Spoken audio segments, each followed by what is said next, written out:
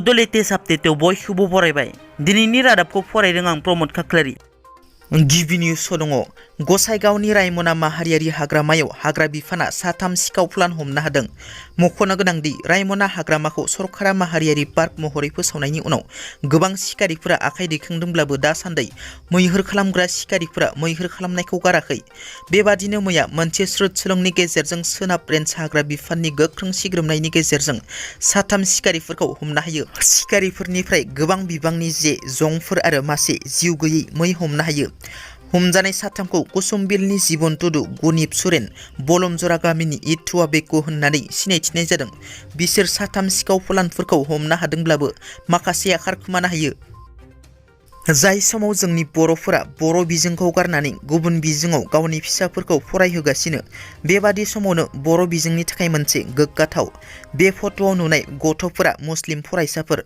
नाथाय बे मुस्लिम फरायसाफोरा क'क्राझार UN एकाडेमियाव बर' बिजोङाव फरायगासिनो।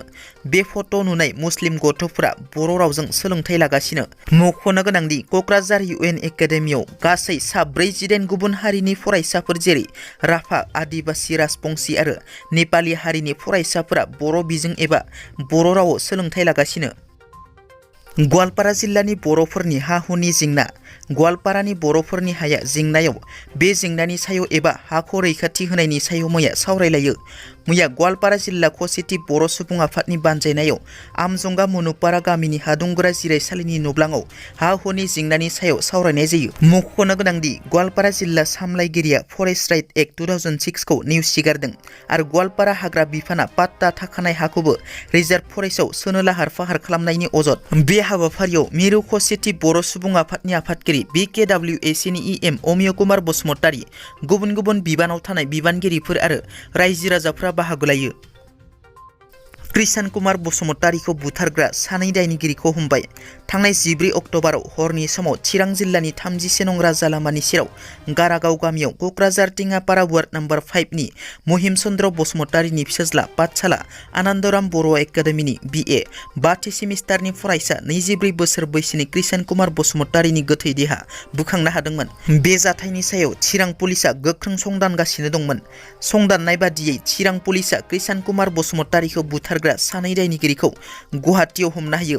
हमजानाय सानैखौ 23 बोसोर बैसोनि जर्ज नार्जारी आरो 23 बोसोर बैसोनि राजीब बसुमतारी होननानै मिथिनो मोननाय जादों। दायनिगिरि सानैबो क'क्राझार जिल्लानि होननानै मिथिनो मोननाय जादों। क'क्राझाराव थानाय कालीबारिनि काली मन्दिराव कमिटि मेलाव दुंहाव थासारि सोमजियो। गोजाम आरो गोदान कमिटिनि गेजेराव गावजों गाव बुलाय सोलाय दुंहाव थासारि। काली पुजानि सिगाङावनो गोदान गोजाम कमिटिनि गेजेराव दुंहाव थासारि सोमजियो।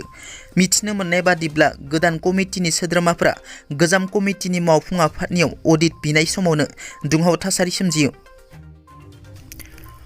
आलायारन सावथुननि डिरेक्टर जोंदाव बड'सानि नखराव लटारि नांदों।